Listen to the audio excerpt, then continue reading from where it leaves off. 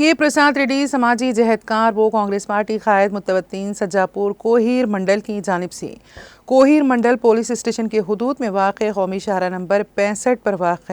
मुज़े चिंतल घट चौरास्ता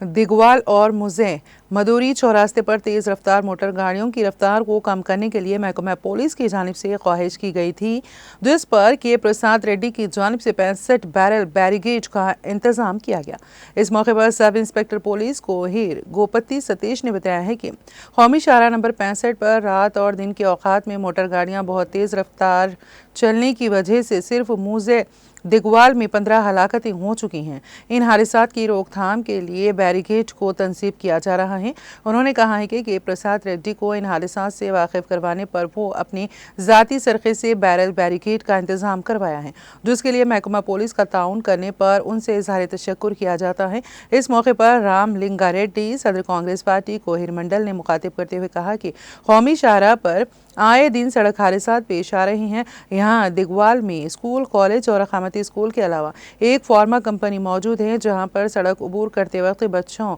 बड़े बुजुर्ग अफराद, खवातीन को सड़क अबूर करते हुए शदीद मसाइब का सामना करना पड़ रहा था और जान हथेली में लेकर सड़क पर चलना पड़ रहा था।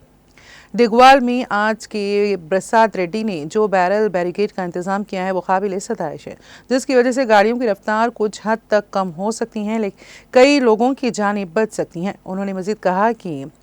L&T कंपनी की जानिब से दिगवाल में फ्लाई ओवर ब्रिज की तामीरी काम का आगाज़ बहुत जल्द हो जाएगा। इस मौके पर मुझे दिगवाल की आवाम ने